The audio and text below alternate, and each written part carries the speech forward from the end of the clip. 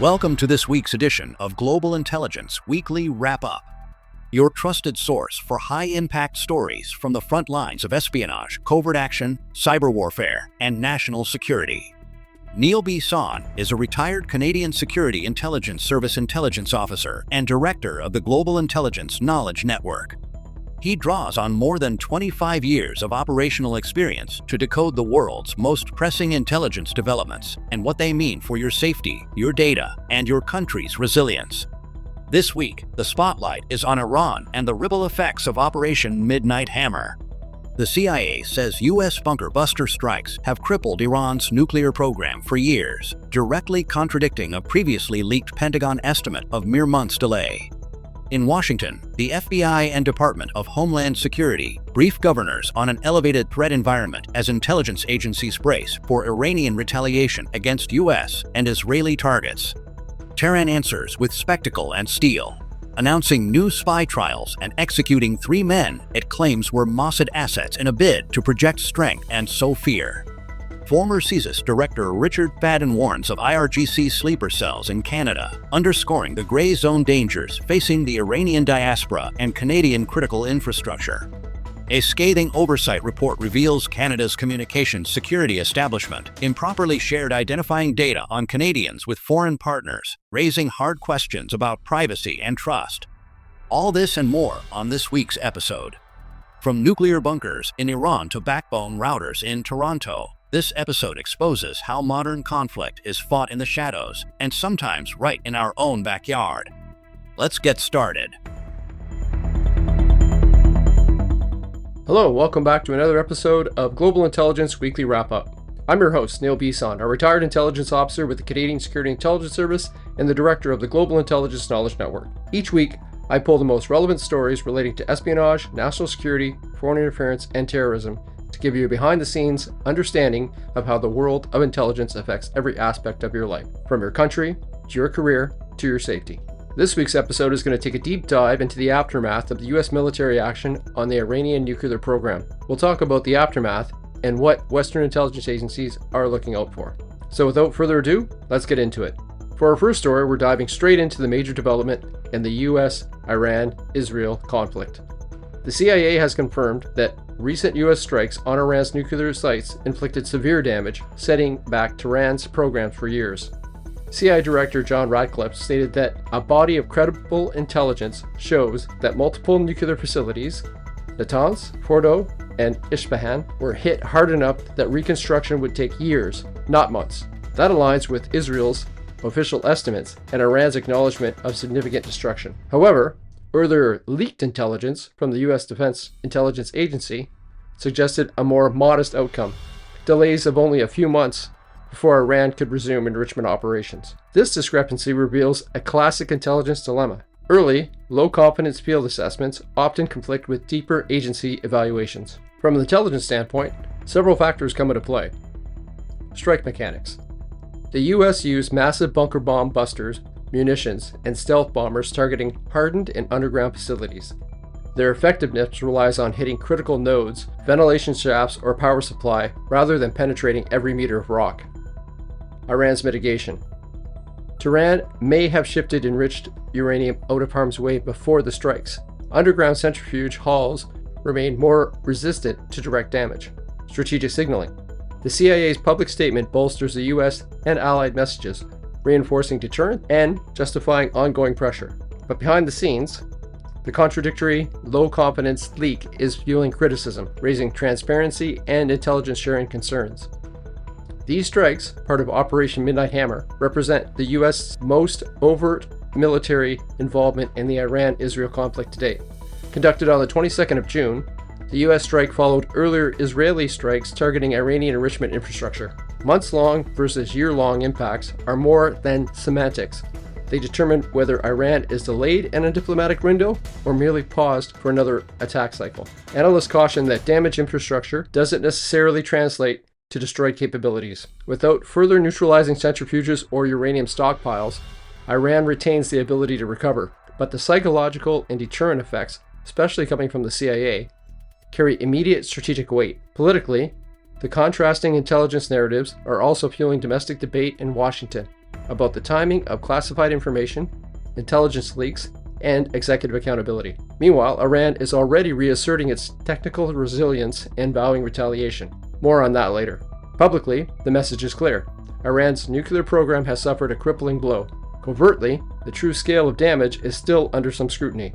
Monitoring now shifts to Iran's technical assessment, site restoration, and possible responses, whether cyber attacks, maritime disruption, or indirect proxy actions. For intelligence professionals and policymakers, this episode underscores the layered complexity of strategic bombing, intelligence interpretation, and information warfare.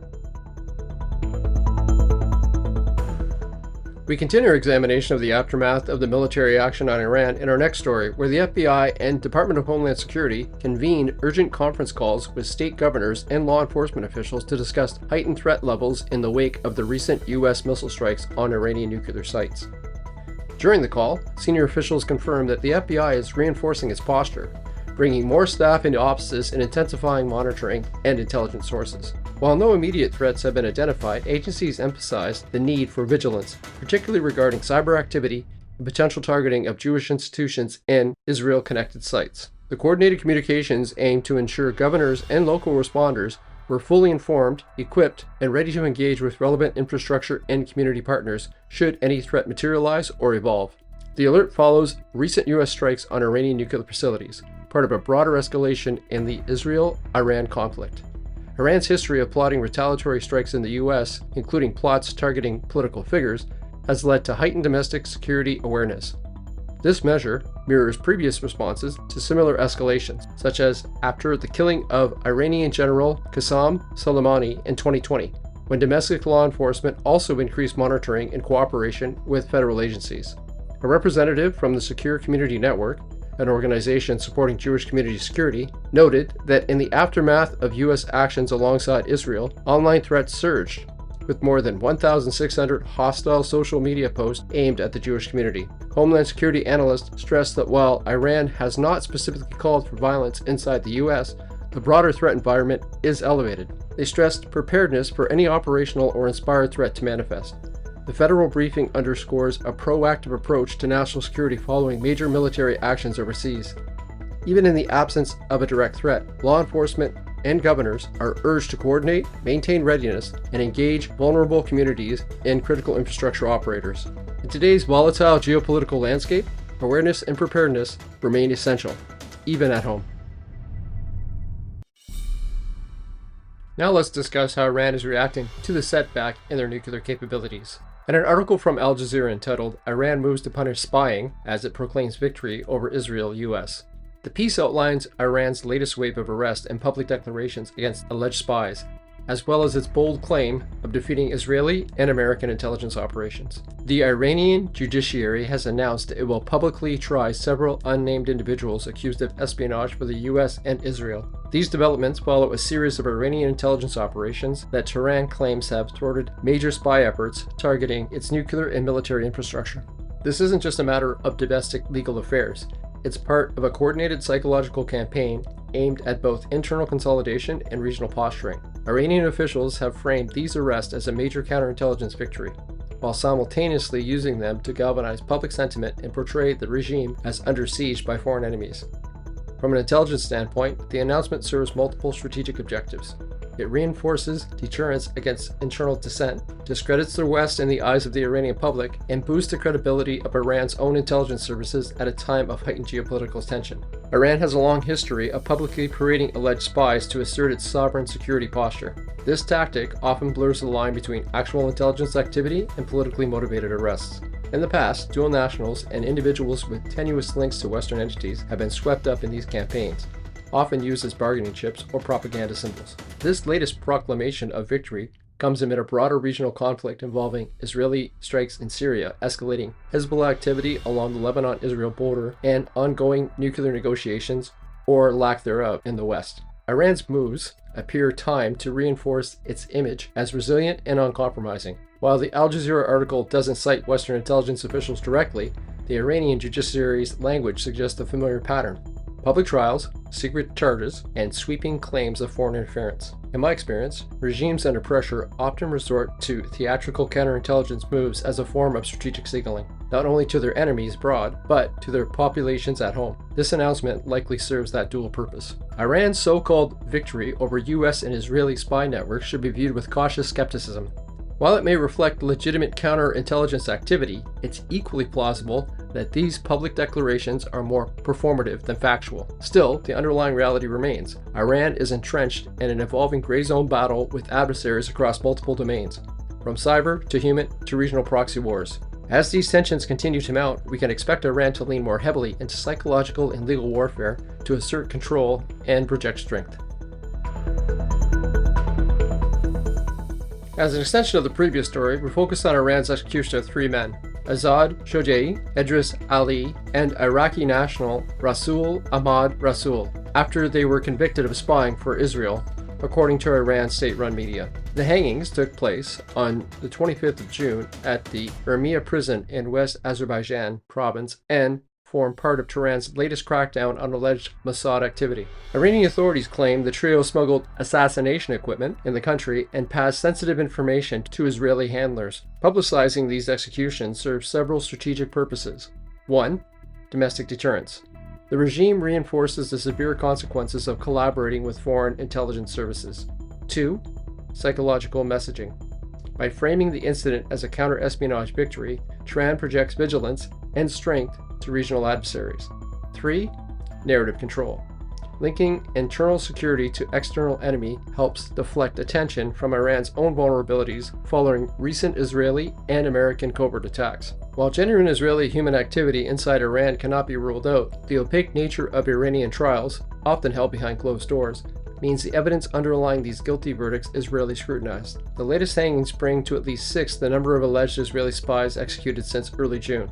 Historically, Tehran has turned to high-profile espionage trials during periods of external pressure, using them to consolidate internal cohesion and signal resilience. Human rights organizers argue that these rapid-fire executions are designed to instill fear at home and strengthen the regime's hand amid diplomatic isolation. Veteran counterintelligence analysts note that highly publicized spy hunts can be both a warning to genuine clandestine networks and a convenient way to neutralize political dissenters under the guise of national security. Whether these men were bona fide Mossad sources or victims of political theater, their deaths underscore a razor-sharp edge of Iran's domestic security apparatus. Expect Tehran to continue blending legal, psychological, and information warfare as it battles Israel in the gray zone. Iran's close relationship with Russia could allow for Russian-backed hacking groups to coordinate with Iranian hacking groups to conduct attacks on critical infrastructure on Israeli and Western targets. For intelligence professionals, the message is clear. The clandestine contest between Iran and Israel is escalating, and the stakes for operatives on both sides has never been higher. Concerns surrounding if and how Iran will retaliate are limited to the US and Israeli intelligence agencies. As discussed in a CBC article entitled Iranian Sleeper Cell's Very Real Threat in Canada, former top spy warns. The article highlights the warnings issued by former CSIS director Richard Fadden about the growing risk posed by Iranian-backed operatives potentially embedded in Canada, an issue that dovetails with international tensions and Canada's role in enforcing sanctions against Tehran. The article reports that Iranian sleeper cells may already be in place on Canadian soil, posing a significant and unprecedented threat to national security. Richard Fadden, who once led Canada's top intelligence agency and served as national security advisor to 2 prime ministers, warns the Iranian Islamic Revolutionary Guard, or IRGC, and associated proxies have the capability to activate operatives already here if Tehran decides to retaliate against Western actions. The concern is especially pressing in light of Canada's continued condemnation of Iran's actions in the Middle East, its ongoing listing of the IRGC as a terrorist entity, and recent strikes against Iranian nuclear facilities by the US and Israeli forces. As Fadden notes, Canadian foreign policy alignment makes us a target, especially since we are one of the few Western countries with a sizable Iranian diaspora and relatively permissive borders and civil liberties, which adversaries can exploit. Canada has had a complicated history with Iranian intelligence operations. The 2012 severing of diplomatic ties with Tehran was prompted in part by concerns over Iranian espionage, threats to Jewish institutions, and attempts to influence Canadian institutions. In recent years, CSIS and the RCMP have warned that Iranian efforts to monitor dissidents and conduct covert operations, particularly against the Iranian-Canadian community, As the article outlines, Iran has long leveraged proxy actors, including Hezbollah, Shia militias, and criminal enablers, to carry out retaliatory acts around the globe. This plausible deniability model means Canada wouldn't necessarily face a direct military threat, but rather targeted sabotage, intimidation, or violence disguised as domestic crime or lone actor extremism. Fadden's warnings is not an isolated concern. Current and former intelligence officials have for years pointed out the IRGC's ability to recruit, embed, and activate sleeper agents, especially among individuals with dual citizenship or existing community ties. The lack of visibility into foreign influence operations in Canada makes the detection of sleeper cells exceptionally difficult, requiring proactive human, signals intelligence, and cooperation with international partners. Former CSIS analyst Phil Gursky has previously stated that Iran's presence in Canada is not just ideological, but operational, particularly when it comes to collecting on exiles, monitoring Israeli and Jewish organizations, and possibly preparing for asymmetric retaliation. Former CSIS director Richard Fadden is raising the alarm about the very real possibility of Iranian sleeper cells in Canada, a concern made more urgent by global tensions, Iran's history of extraterritorial operations, and Canada's perceived vulnerability.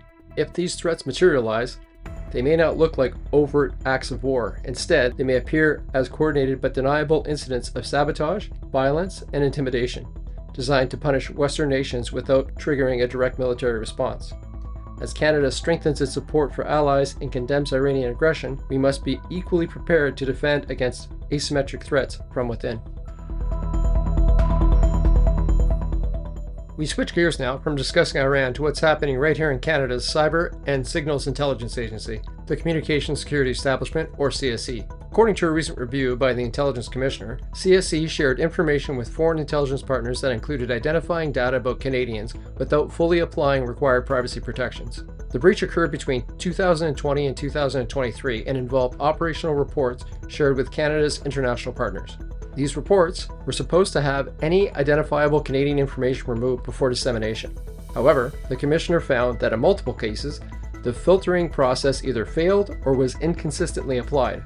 While none of the information shared was said to have been maliciously used, the incident raises significant concerns about how CSE handles incidental collection. Information gathered on Canadians, even when they are not the targets of surveillance. For an organization tasked with protecting Canadians in cyberspace, and one that collaborates extensively with partners like the US, UK, and Australia, such lapses pose operational and reputational risks.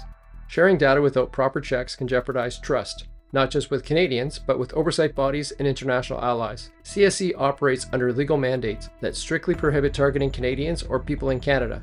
However, during routine intelligence collection, particularly in global cyber operations, incidental information about Canadians can sometimes be swept up. This is expected, but regulations require that this type of data be carefully vetted and anonymized before being stored or shared externally. Over the last few years, CSE's operational tempo has increased dramatically, with growing responsibilities in cyberspace, foreign signals intelligence, and the protection of government networks. The expansion in scale and scope, while necessary, may have outpaced internal safeguards meant to prevent exactly this kind of disclosure. Although the article doesn't directly quote legal or intelligence experts, the takeaway is clear. Even inadvertent privacy violations can have consequences. Incidents like this offer ammunition to critics who argue that intelligence agencies operate with too much secrecy and not enough accountability. From an intelligence sharing perspective, this is less about intent and more about oversight, ensuring that compliance mechanisms are up to the task as the mission set grows more complex. CSE has since updated its processes and pledged to improve safeguards, but the damage, at least reputationally, is done. In intelligence work, precision is not just preferred, it's required. For Canadians to have confidence in their intelligence institutions, agencies like CSE must demonstrate that they can handle sensitive data with care and consistency. As the digital threat landscape expands, ensuring non-authorized sharing of information doesn't happen will become a major priority among SIGINT partners like CSE. Or further loss of the public's confidence in these organizations will continue to increase significantly. We stick with cyber in Canada for our last story this week, which focuses on a major cybersecurity alert. The Canadian Centre for Cybersecurity, along with the FBI, has issued a warning that network devices belonging to a Canadian telecommunications company were compromised in an attack linked to a Chinese state-sponsored group known as Typhoon. According to the advisory, Chinese backhackers exploited a critical vulnerability in Cisco iOS XE software of breach at least 3 network devices in mid-February. Intruders modified configuration files to install a stealthy generic routing encapsulation or GRE tunnel, enabling persistent access and data collection from those networks. Although the activity appears primarily geared toward reconnaissance, this type of foothold can quickly evolve into broader surveillance and lateral infiltration. The advisory suggests that telecom and infrastructure providers nationwide must urgently reinforce their device security. Seoul Typhoon is affiliated with China's Ministry of State Security and is known for targeting telecom and internet infrastructure on a global scale. This latest incident mirrors previous Seoul Typhoon activity, exploiting network vulnerabilities to establish long-term access for counterintelligence operations. Canada has taken steps in the past to mitigate Chinese-linked network threats, including the removal of Huawei equipment from 5G infrastructure by June of 2024. However, the reliance on ubiquitous platforms like Cisco, still present in many telecom backbones, means that the country remains exposed, especially if patching practices lag behind. Cybersecurity experts warn that edge devices, routers, switches, firewalls, are increasingly appealing targets because of their privileged network position. Once these are compromised, attackers can monitor traffic, exfiltrate proprietary data, and manipulate routing. And given the high CVSS score of 10.0 for the exploited Cisco flaw, rapid and widespread patching is critical to interrupt potential attack chains.